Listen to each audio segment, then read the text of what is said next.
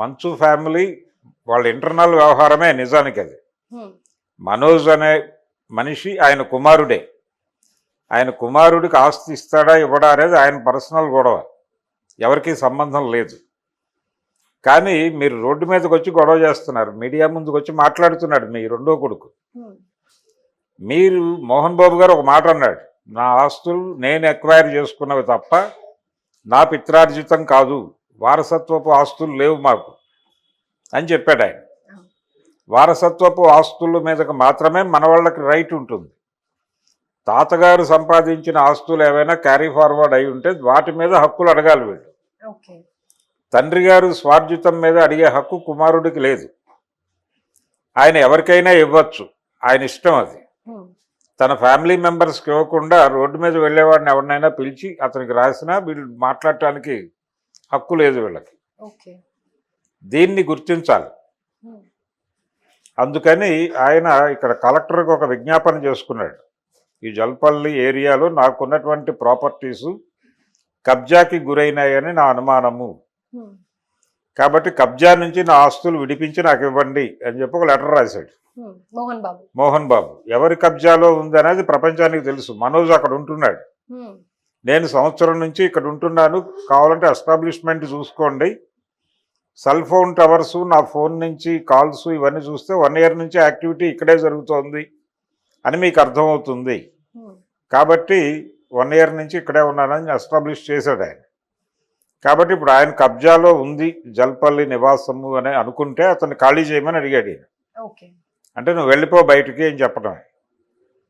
అంటే అక్కడేమో ఎడ్యుకేషనల్ ఇన్స్టిట్యూషన్స్లో ఇతనికి సంబంధం లేదని చెప్పేశారు, అది క్లోజ్. ఇక్కడేమో ఈ జల్పల్లిలో ఉండద్దు అని చెప్పి బయట పంపించేస్తున్నారు. ఆయన ఎక్కడ ఉండాలి, ఏం చేయాలి అనేది ఇప్పుడు చర్చ. దీంతో ఏమైందంటే ఈ మొత్తం వ్యవహారంలో వాళ్ళు వ్యవహరిస్తున్న తీరు ప్రజలకు ఎలా అర్థమవుతోందంటే, ఇది వాంటెడ్గా పెద్ద కొడుకు చిన్న కొడుకు మీద జులుం చలాయిస్తున్నాడు, ఈ జులుం చలాయిస్తూ తండ్రిని తనకు ఆసరాగా పెట్టుకున్నాడు అని జనం అనుకుంటున్నారు. అంటే చాలా ఇంటర్నెట్ ప్లాట్ఫామ్స్ మీద దీని మీద ఒక పోల్ కండక్ట్ చేశారు. చేస్తే పబ్లిక్ 77% టువర్డ్స్ మనోజ్ ఉన్నారు. అందుకని దీన్ని ఐడెంటిఫై చేయాలి, వాళ్ళు గుర్తించాలి. గుర్తించి అతను ఆల్రెడీ మనం కూర్చుని మాట్లాడుకుని సెటిల్ చేసుకుందామని ఒక ప్రపోజల్ పెట్టాడు తిరుపతిలో మీడియాతో మాట్లాడుతూ మనోజ్. దాన్ని యాక్సెప్ట్ చేసి ఉండాలి, అతన్ని పిలిచి మాట్లాడి ఫర్దర్గా ఈ గొడవ ఎందుకు అనాలి. ఈ గొడవని కొనసాగించకుండా క్లోజ్ చేయడానికి అతనికి ఏం కావాలో కనుక్కుని అది ఇచ్చేసి క్లోజ్ చేయాలి. వీటిలో కూడా అదే ప్రస్తావించారు కదా సార్, ఆడవాళ్ళని నాన్నని స్టాఫ్ ని ముందర పెట్టుకొని ఉన్నాము, వాళ్ళెవరూ లేకుండా వచ్చి కూర్చుంటే మనం సెటిల్ చేసుకుందాం అంటున్నాడు ఆయన. ఆ ప్రపోజల్ ఎందుకు అంగీకరించటం లేదు? పైగా ట్వీట్ చేసేటప్పుడు ఆయన ఏం చేస్తున్నాడు, మోహన్ బాబు గారి డైలాగుని ట్వీట్ చేస్తున్నాడు. మోహన్ బాబు గారి డైలాగు రౌడీ సినిమాలో డైలాగు పెట్టాడు ఈయన. ఆ రౌడీ డైలాగులో సింహం అవ్వాలని ప్రతి కుక్క అనుకుంటుంది అన్నాడు. ఈ సింహం అవ్వాలి, సింహం ఎవరు కుక్క ఎవరు అంటే ఇక్కడ లోపలికి ప్రవేశం దొరకకుండా బయట నుంచి వెళ్ళిపోవాల్సి వచ్చినటువంటి మనోజ్ని కుక్కతో పోల్చాడా విష్ణు అనేటువంటి అభిప్రాయం ఆ ట్వీట్ చూసిన ప్రతి ఒక్కళ్ళకి కలిగింది. కలగకూడదు అని ఆయన అంటున్నాడు. ఇప్పుడు నేను ఊరికనే సరదాగా పెట్టాను, అది నేను మా మనోజ్ను ఉద్దేశించో మరొకళ్ళను ఉద్దేశించో కాదు, నాకు ఆ డైలాగ్ నచ్చింది కాబట్టి పెట్టాను అంటాడు. అంటే ఎలా కుదురుతుంది? అది ప్రపంచం జరుగుతున్న గొడవలో మీరు పెట్టారు, అర్థం చేసుకుంటారు కాబట్టి ప్రపంచానికి కన్వే ఏం కావాలని మీరు పెట్టారో అది కన్వే అయిపోయింది. ఈ టైంలో అతను ఇంకోటి పెట్టాడు, ఫ్రాడ్ కుక్క అని. ఫ్రాడ్ కుక్క అని ఆయన కృష్ణరాజు గారు నటించినటువంటి భక్త కన్నప్ప పోస్టర్ పెట్టి దాన్ని ఇమిటేట్ చేస్తూ నువ్వేదో చేస్తున్నావు, సో నువ్వు ఇమిటేషన్ మనిషివి అని చెప్తూ ఫ్రాడ్ కుక్క అన్నాడు ఆయన. ఇది పెట్టి వదిలేయకుండా దీని కొనసాగింపు మోహన్ బాబుని వాడుతున్నాడు అతని ట్వీటుల్లో. కాబట్టి మోహన్ బాబు మీద టోటల్ రైట్స్ తనవిగా బిహేవ్ చేస్తున్నాడు విష్ణు అని తను ఒక వీడియో మోహన్ బాబు గారి వీడియోనే పెట్టాడు, మనోజ్ కూడా. ఆ వీడియోలో నేను నా పెళ్ళాం మాట వినుంటే మీ తలలు తెగి మీ ఒళ్ళో ఉండేవి అనే డైలాగ్ అది. అంటే ఇతను మ్యారేజ్ మీద గొడవ జరుగుతోంది ఇక్కడ. అవును. సో మా వైఫ్ చెప్తే మీ తలలు తెగి ఉండేవి, ఆవిడ ఆపుతోంది కాబట్టి నేను ఆగుతున్నాను మనోజ్ చెప్పాడు అనే సెన్స్ కన్వే అయ్యేలాగా మనోజ్ పెట్టాడు. ఓకే. ఈ ట్వీట్ల యుద్ధము, ఆయన మీడియా ముందుకు వచ్చి మాట్లాడుతున్న పద్ధతి చూస్తే, వీళ్ళు వ్యవహరిస్తున్న తీరు చూస్తే ప్రపంచం మొత్తానికి మనోజ్ మీద సింపతి పెరుగుతోంది. అలాగే వీళ్ళు చేస్తున్నటువంటి ఒక భారీ ప్రాజెక్ట్ రేపు సమ్మర్లో రిలీజ్కు ఉంది, కన్నప్ప. ఆ కన్నప్ప రిలీజ్కి కావలసిన గ్రౌండ్ ప్రిపేర్ చేసుకోవటం పోయి వీళ్ళు కాంట్రవర్సీ చేసుకునే ప్రయత్నం చేస్తున్నారు. ఇప్పుడు అది ఫెయిల్ అయితే ఈ ఫెయిల్యూర్కి కారణం కూడా మనోజే అని చెప్పే ప్రయత్నం చేస్తారు.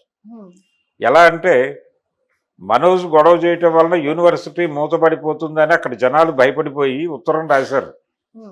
ఆ ఉత్తరం రాశారా రాయించారా అనేది కూడా జనం మాట్లాడుకుంటున్నారు. ఆ ఉత్తరాలు వాళ్ళే రాయించారని, మంచు విష్ణు గారే రాయించారని, అలాగే అతను మాట్లాడాడు, రంగంపేట సర్పంచ్ మాట్లాడింది కూడా వీళ్ళ క్రియేషన్ అని, వీళ్ళు మాట్లాడిస్తే అతను మాట్లాడాడని కూడా ఒక అభిప్రాయం జనంలో ఉంది.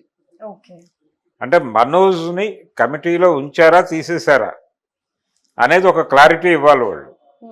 ఏ కమిటీలో వాళ్ళ తాలూకా వ్యాపారం, విద్యా వ్యాపారానికి సంబంధించినటువంటి కమిటీ ఏదైనా ఉంటే దాంట్లో ఆయన చెప్తున్నట్టుగా వీళ్ళ కుటుంబ సభ్యులతో పాటు బంధువులు కూడా ఉన్నారని ఆయన చెప్తున్నాడు. బంధువులు లేరు, మీరు లేరు, ఎవరూ లేరు, ఇది టోటల్గా విష్ణు తాలూకా వ్యవహారం అని ఆయన అంటే మోహన్ బాబు, దాని మీద వీళ్ళు కంటెస్ట్ చేస్తారు. మేము గతంలో బోర్డు సమావేశాలకు హాజరయ్యామని చెప్పి ఆ నోటీసులు అవన్నీ పెట్టి కోర్టుకు పోతారు, ఏదో గొడవ అక్కడ జరుగుతుంది. ఆ క్లారిటీ ఒకటి ఇవ్వాలి. మోహన్ బాబు యూనివర్సిటీకి సంబంధించిన కమిటీ ఉంటే ఆ కమిటీ మేము ఇతన్ని బహిష్కరించాము అని ప్రకటించాలి. ప్రకటించకుండా ఇవన్నీ చేయడం తప్పు. రెండోది, మోహన్ బాబు గారు నా ఆస్తిలో నేను టోటల్గా విష్ణుకి ఇవ్వాలనుకుంటున్నాను తప్ప మనోజ్కి దీనిలో సంబంధం లేదు, ఇది నా పర్సనల్ డెసిషన్ అని చెప్పి ఆయన ఓపెన్గా ప్రకటించాలి. ప్రకటించేసినా గొడవ లేదు. ఇప్పటికీ అతను వాళ్ళ కొడుకుగా చలామణి అవుతున్నాడు.